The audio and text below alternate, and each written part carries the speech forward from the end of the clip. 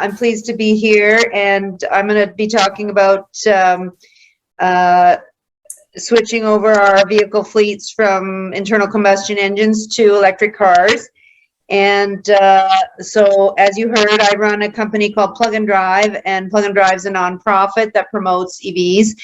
And you'll understand why as we get right into the presentation. Now, the main motivation for me to create Plug and Drive, I'm the founder as well as the CEO, and I formed Plug and Drive about 12 years ago now. And the main motivation was greenhouse gas emission reductions. And the reason electric cars present such an important opportunity is because transportation is actually the largest emitting sector here in Ontario, and in most jurisdictions around the world, transportation is number one or number two in terms of emissions. And so we really can't achieve our climate goals anywhere in Canada or anywhere if we don't tackle transportation. That's why you hear so much talk about electric cars. But why are electric cars so good at reducing emissions? Well, it really depends on the source of electricity that you are using. And here in Ontario, our electricity is very clean already. We got off coal a number of years ago, and basically our electricity grid is made up of nuclear and hydro, a little bit of renewable, and a little bit of natural gas. So the only fossil fuel remaining on the grid is natural gas, which tends to run only at peak times when we're all running things, which tends to be in the middle of the day. So when are people going to plug in their cars? They're probably going to plug them in when it's convenient, which is at night. And at night, our grid is essentially nuclear, hydro, and a little bit of wind. And so for the most part, when you plug in your car at night here in Ontario, you're plugging into, nothing is zero emissions, but you're plugging into extremely low greenhouse gas emitting electricity, like it's more than 95% emission reduction. So that's why an electric car is so effective here in Ontario. And that's true in a lot of parts of Canada. That's true in all the jurisdictions where they rely on hydropower. So that's Manitoba and Quebec and British Columbia. And so many parts of Canada, EVs are very, very good at reducing greenhouse gas emissions. And even in the provinces like Alberta and Saskatchewan, where we still have coal running on the electricity grid, you still get an emission reduction, just not as much. So EVs actually reduce emissions pretty much everywhere in the world, even if there's coal running on the grid. But of course, the profile improves the cleaner the electricity is, and we're very lucky here in Ontario to have very clean electricity grid. So hopefully that makes sense why EVs offer us such a great opportunity. And the other great thing about here in Ontario is we actually have a big surplus on the grid at night because we run nuclear and hydro. They tend to run all the time, 24/7 pretty much. It's better than turning them on and off. Nuclear plants don't like to be turned on and off. And so we have a lot of extra power or surplus power on the grid at night. And so plugging in cars actually at night does the grid a favor as well, which actually benefits our province economically. So it's not just good for the environment, it's also good for the provincial economy. You'll probably realize that oil and gas money, for the most part, it leaves the province, whereas most electricity money stays here. It goes into local jobs and local infrastructure. So a winner. Cara, can you hear me? Cara, yes. Sorry to interrupt you. Do you want to share your slides? Because we can see you, but not your presentation. Oh, I asked earlier and someone said yes. I mean, I can see you, but we cannot see your presentation. Oh, I thought I did share. So let's try again. Yeah, do you want to try again? Sorry, I when you said yes, I assumed that meant you could see my slides. That's fine. That's fine. Oh, it's sort of hard to follow without the slides. Okay. All right, we'll try again. Okay. Yes, we can see now. Okay, thank you. Wow, I wish I had known sooner. Sorry about that. No, that's fine. Actually, we can see whole the PowerPoint. Well, this is when I was talking about transportation being the largest emitting sector, and this is what the electricity grid I was just talking about. the makeup of our electricity grid, that it's mostly nuclear and hydro, some renewables and some natural gas. So that's where we're at. So that's sort of the explanation why EVs make so much sense here in Ontario and in many other parts of the world. So Plug and Drive, we're all about promoting EVs as an alternative to gas cars. Now, you heard from the previous speaker, there's a lot of other important things we can do to reduce emissions, which includes transit, biking, other walkable cities, and all sorts of other things. So I never want to leave the impression that EVs are some silver bullet. They're not the only solution. They're just one of many solutions. And of course, we need to be using all the solutions that we have, not just this one. But this one is very effective when it comes to cars. So we're mostly about promoting EV awareness, try to help people understand the benefits, like what I'm doing tonight. We do a lot of test drive events all over the place, and we do some research and consulting. But for the most part, we try to offer test drives and help people learn about EVs. And we do that at our EV Discovery Center in Toronto, not very far from Richmond Hill, which I think is where most of you are from, or Markham. It's at Finch and Dufferin in Toronto. Science Center meets car showroom, ways to learn about EVs, no pressure to buy anything. All the cars are there available to test drive at your convenience. So if you're interested, you can make an appointment online. You just go to our website, pluganddrive.ca. If there's actually one thing you want to do for the environment, and maybe start today since it's Earth Day, switching your car from a gas car to an EV is probably the most impactful thing you can do in your personal life, other than giving up a car altogether, which I think a lot of people are not willing to do. So I strongly encourage you to check it out. We also have an event venue there for workshops if you're interested. We also have a mobile unit that we take to communities, and this mobile unit actually is launching tomorrow in Burlington. It's going to be traveling in the Maritimes, and then it'll be back in Ontario, at Durham region, and in all parts of Ontario. If you live somewhere and you're really interested in having it near you, you have to reach out to us, and we'd love to come. We also continue to do what we call our road show, which is more like a 1-day or 2-day event. We're doing one in Aurora next weekend. We're going to Caledon a few weeks after. So we'll come to your town with a couple of cars and some chargers and help you learn about EVs. We're really passionate. All our EV ambassadors are EV owners, and they can tell you all about it. And of course, not like visiting a dealer, you don't have to buy anything. We are a nonprofit, and I would be remiss if I did not thank all our sponsors. We can't do any of what we do without the help of our sponsors, and we very, very much appreciate them for their ongoing support. They're mostly electricity companies, automakers, and folks who make charging stations. And we thank them all very much.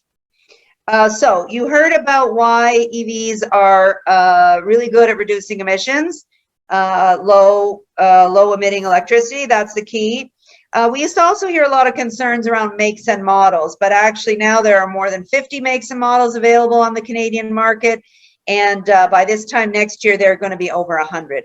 So this issue of like, I'm waiting for the truck or SUV, or I'm waiting for Toyota, or whatever was your brand, that issue is going away as an issue. We also used to hear a lot of concerns about range. Well, I love an electric car, but they just don't drive far enough. Well, that's over too. Most of the EVs on the market can drive 300, 400, even 500 kilometers on a single charge. Almost as much as any gas car, and cost you a fraction of the money, while you're paying around $1.70, $1.80. I actually don't know what gas costs right now to fill up your tank per liter. I'm paying about the equivalent of 28 cents per liter by plugging in my car here at night in Ontario. And you have to remember that electricity is very highly regulated, so you're not going to wake up tomorrow and the price is going to be something much different. If it ever goes up, it's twice a year at a very, very small fraction. And in fact, the province has just announced they're going to reduce the cost of electricity overnight. So we're very fortunate to have very affordable electricity, about 1/5 to 1/6 the price of gas. Average driver is going to save easily $2,000 a year, and probably more. If you want to calculate what you're going to save, we have a really cool tool on our website where you can enter in your current gas car and how far you drive and compare it to any EV on the market, and you can graph out your monthly savings. And you'll see that even if you have to pay a little bit more upfront for your EV, you're going to save that money in no time flat. So if you're not convinced, try out the tool. You can get there through our website, or this is a microsite that's you can go straight to this link that I'm showing here on the slide. Also, if you're interested in buying a little charger for your home, it basically plugs into a dryer plug. You can find them on our website, or you can go to chargemycar.ca and you'll find them. Lots of different brands, and help you get set up. It's a great investment because future owners of your home, condo, apartment are going to be looking for this. And then I hear from a lot of people, oh, I'm concerned about, what am I going to do if I'm out there in the world and I want to charge my car? Well, you'll be surprised how many chargers are out there on the road. And this is just a snapshot off of PlugShare, which is an app that shows where all the chargers are. Super easy to use and easy to find. And you'll see in the GTA, there are tons. And so you might think they aren't out there because you haven't been looking for them. They're small. They're like a small box behind a building or in an underground. And so you might not have noticed them, but they're there. So I encourage you to check out these apps that hopefully give you confidence that there's plenty of chargers out there. And by the way, most of us charge overnight at home anyway. So unless you live somewhere where you can't charge at home, public charging isn't something you're going to be doing all the time. And this just gives you an idea of what's out there. There's all different charging networks, and Petrocan has put them across Canada. Now we see Electrify Canada putting them at all the Canadian tires.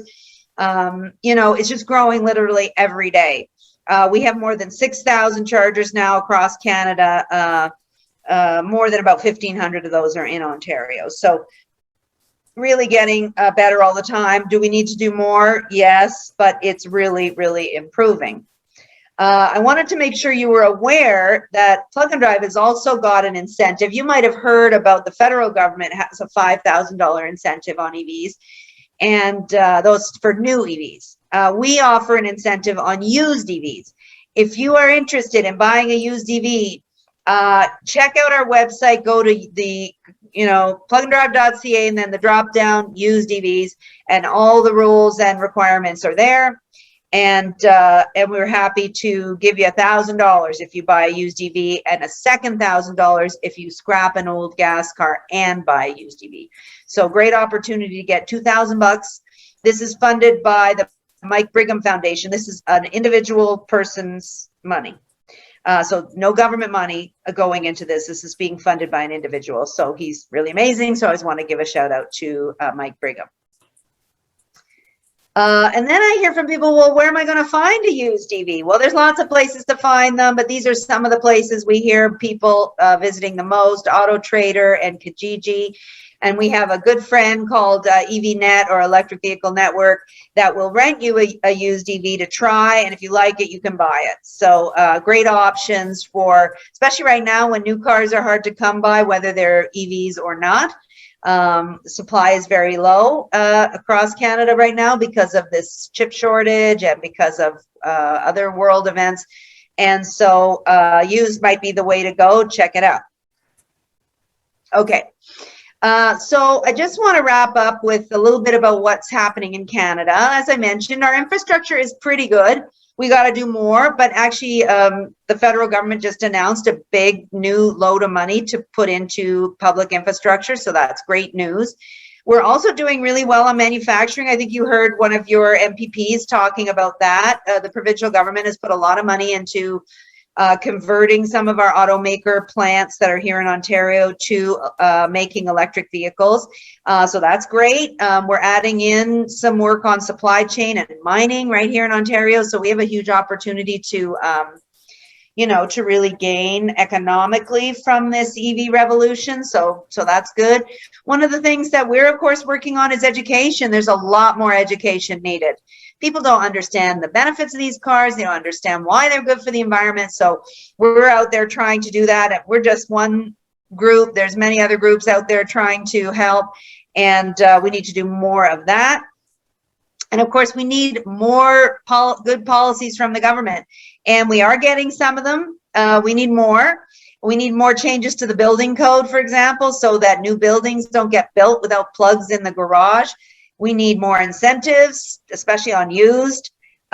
We need a ZEV standard, which is a way that California has done it, and BC has done it, and Quebec has done it, to encourage the automakers to give us more EVs to sell. So this is something we need, and we need better financing tools. We need some of the banks to step up and offer a more affordable financing. Right now, financing an EV is a little bit more expensive than a gas car. It shouldn't be that way. So that's just some things we could do to really improve. I am excited. You might have heard just in the last few weeks some big announcements out of our federal government on increasing money to the incentive program, that they are going to provide a ZEV mandate, more money for charging, as I mentioned, as well as some money for heavy duty and for school buses and other transit buses. So, you know, that's very good news. I'd like to see more happening at the provincial and municipal levels, and some municipalities are doing a lot. We need more. We need more awareness. We need more chargers. We need more incentives. If we really think this is the way to help people reduce emissions, we have to encourage it. And I just always like to close. We've talked about the environment. We've talked about economic benefits, but one thing we didn't mention is health. And, you know, this is Earth Day, so it's really about the environment, but we can't forget about the human health. Cars actually are a huge contributor to air pollution everywhere in the world, but right here in the Greater Toronto and Hamilton area as well. And a recent study was done right here to show what would happen if we swapped out our vehicles to all EVs right here in Toronto. And what we found was massive. It's a huge social benefit. Reduced asthma, reduced hospital visit, reduced death, reduced lung cancer, reduced all sorts of health problems and cost to our healthcare system. If you want to find out more, you can visit and learn more about the study. It was done by a bunch of professors at U of T. It's called clearingtheair.ca. It's incredible, the benefits that we don't even count these benefits when we really talk about the benefits of electric cars, because we tend to focus on the environmental benefit. But there's almost $10,000 in social benefits per car that gets put out there that replaces a gas car. So really incredible. And with that, I want to thank you very much for your attention. If you want to contact me, here's my contact information. Unfortunately, I won't be able to stay on till the very end here today, but I am more than happy to hear from you. Visit our website, call our office, or just email me directly. Have a wonderful Earth Day, and thanks for caring enough about the planet to attend this webinar.